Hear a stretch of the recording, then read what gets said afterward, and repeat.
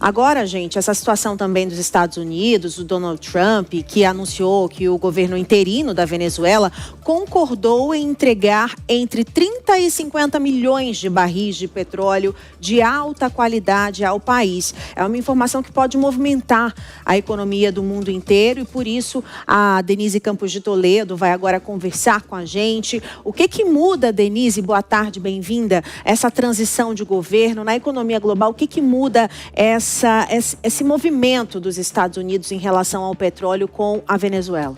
Olá, Márcia, Bruno, boa tarde a todos. Pois é, em termos de impacto econômico global, não se vê mais um potencial tão grande como se viu logo após a invasão a Caracas e a captura de Maduro. Se imaginava que poderia haver uma transição de governo, uma mudança maior na Venezuela, se temia uma ocupação de fato, alguma mudança institucional, mas, na verdade, fica cada vez mais evidente que o grande interesse de Trump era mesmo o petróleo. Ter a justificativa criminal contra Maduro, que, aliás, já foi alterada, mas ele vai deixando muito claro esse interesse em relação ao petróleo. Os 50 milhões de barris de petróleo que irão agora para os Estados Unidos, podem gerar, em termos de recursos, mais de 2 bilhões de dólares para a Venezuela. Mas, na verdade, é um redirecionamento dos recursos, ou melhor, do petróleo que iria para a China. Houve também um confisco, hoje, de um navio que iria para a Rússia, e Trump vai deixando evidente o interesse dele também político na região, além do petróleo da Venezuela, de todas as riquezas do país, desse entendimento político com o novo governo, que, na verdade, dá prosseguimento ao chavismo, ele tem esse interesse em afastar a China e a Rússia. Ele vai ocupando espaços na América Latina, aqui na América do Sul, e esse é o grande interesse. Na sexta-feira, inclusive, ele vai ter uma reunião com as grandes empresas petrolíferas lá dos Estados Unidos para que elas possam agilizar a produção do produto. Há um sucateamento da produção da Venezuela. Ela teve nos melhores momentos aí um pico de 3,7 milhões de barris dia. Isso caiu abaixo dos 600 milhões de barris por dia, não é? E depois teve uma leve recuperação no ano passado. Agora se sabe da necessidade de muitos investimentos, de um prazo mais longo para ampliar a oferta, e tem aquela preocupação, se houver de fato uma ampliação muito grande da oferta,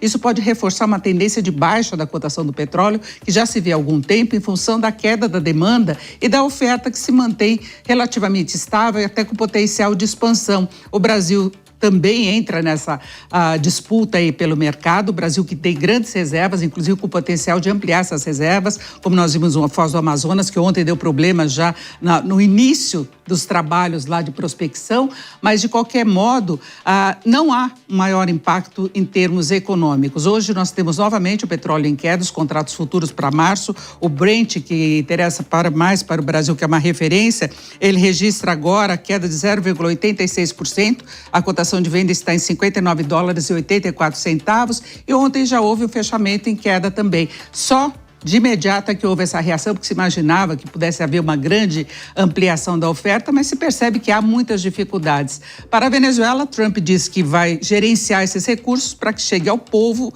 e não fique com o governo. É uma das acusações feitas agora a Maduro, que ele enriqueceu com o narcotráfico, que ele não participava de um cartel, mas que ele usufruiu desses recursos, fala em corrupção, mas na verdade o governo não mudou. Os jornalistas continuam sendo presos, os opositores continuam na prisão com restrições maiores, e a população sem a liberdade esperada. Retirou Nicolás Maduro, mas o regime é o mesmo, né? A gente volta a falar logo mais, outras informações, as incertezas do mercado econômico sobre a situação da Venezuela e também dos Estados Unidos. Quero ouvir nosso analista de internacional novamente, o Alexandre Pires, e continua conosco. Alexandre, quero ouvir de você porque é o seguinte, essa reserva, ela tem um material, esse produto considerado não é uma ótima qualidade por conta da sua estrutura. É um produto muito grosso, né? De acordo com informações, seria necessário uma refinaria, ou seja, seria necessário investimento para ter o fornecimento, uma estrutura na Venezuela. Se o governo americano está de olho, de fato, neste produto, nessas reservas, a chance do governo também financiar novas indústrias, novas refinarias nesta região e automaticamente conseguir dar um up na economia venezuelana?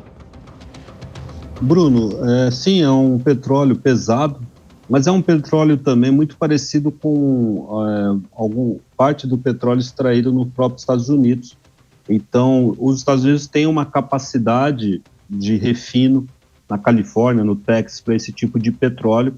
Lembrando que as reservas, apesar de Estados Unidos ser o maior produtor mundial de petróleo, as reservas dos americanos estão ali sempre diminuindo, e claro que haveria sempre uma capacidade, digamos, parcialmente ociosa para processar o petróleo venezuelano. Então, eu não acredito que vá haver construção de refinarias. O que nós vamos ter é uma restauração, uma revitalização dessa estrutura petrolífera sucateada da Venezuela para exportação de petróleo cru, né, bruto. Esse é o grande ponto.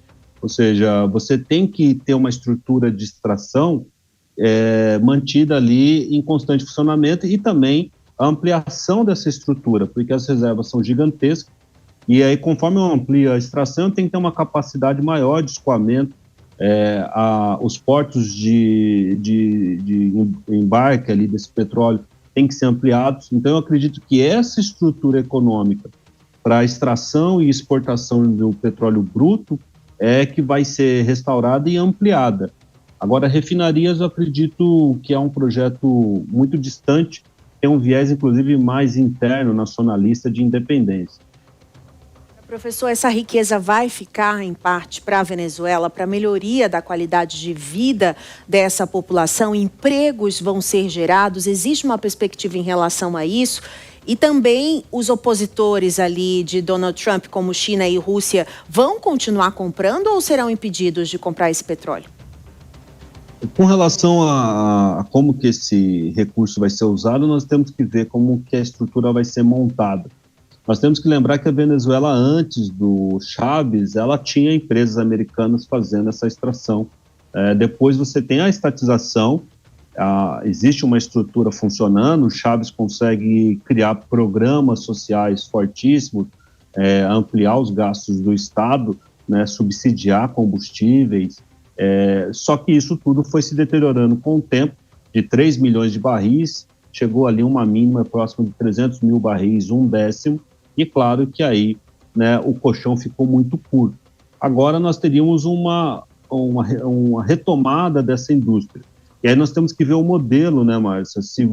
Obviamente vai ser com capital americano, ou seja, as empresas vão investir ali, e aí nós temos que ver se vai ser um modelo de concessão, se vai ser um modelo de pagamento de royalties, se vai ser por forma de tributação. Todo esse desenho ainda vai se definir.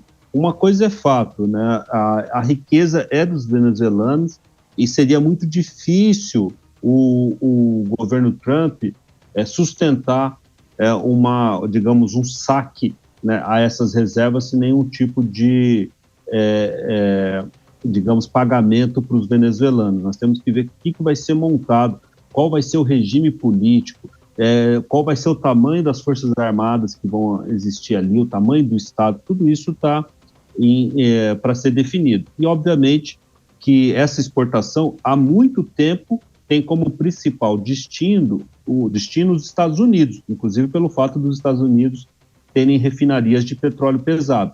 A China agora começou a montar uma estrutura para isso, né? E por isso que a produção voltou a crescer. Os chineses, obviamente, que vão negociar com os americanos. Eu acho que não há uma proibição de vender para chineses, né? Com relação aos russos, em razão das sanções, mas com relação a exportar para a China, não há uma proibição. O que os Estados estão tentando impedir é que a China consolide uma infraestrutura econômica na América do Sul e na América Latina como um todo, de modo a fazer com que os interesses americanos fiquem em segundo plano no hemisfério ocidental. Professor, deve existir alguma pressão por parte dos Estados Unidos em relação ao nosso país pelas terras raras? Depois dessa situação, Trump já falou sobre Colômbia, né? Realmente fazer uma pressão ali. E aqui, o Brasil, o que nos cabe nesse latifúndio? Nós temos uma área de terras raras, sobretudo ali na região de Araxá, em Minas Gerais. Temos também metais críticos, como nióbio e outros. E, obviamente, que isso vai ser colocado na mesa de negociação. né? Ou seja, o Trump com certeza vai tentar, como conseguiu com outros países, fazer um acordo comercial com o Brasil. É esse o grande ponto, é um documento que vai sair, né? E além de big techs, internet, redes sociais, etanol, vai entrar a questão do acesso dos Estados Unidos à exploração de minerais aqui. É uma questão muito complicada, porque o Brasil, há décadas, vem montando uma estrutura nacional e bastante protecionista para essas indústrias, para esses setores. Não seria algo fácil de se desmantelar simplesmente com um acordo comercial com os Estados Unidos. Acredito, inclusive, que os Estados Unidos tomaram pé dessa situação, devem ter visto o cipoal de regras que o Brasil tem e como seria difícil mudá-lo da noite para o dia, né? Ou seja, o Brasil é um país muito estruturado. Nós podemos não gostar de como nós estamos arranjados, mas o Brasil tem uma estrutura de Estado, de leis, regras e ativos muito clara. Então, pode ser sim que haja uma pressão para a abertura desse mercado de recursos minerais do Brasil para empresas americanas, mas talvez de modo mais secundário, porque existem regiões que já estão, digamos, um pouco mais adiantadas, né? Ou seja, já tem acordos com o Paraguai, acordos com o Equador, acordo com a Argentina do Milei, o Chile nunca se fechou para os Estados Unidos, a Colômbia tem eleições, então vai ser pressionada a se abrir, agora a Venezuela está sob essa pressão, então o Brasil fica um pouquinho no segundo plano agora. Muito obrigada, professor.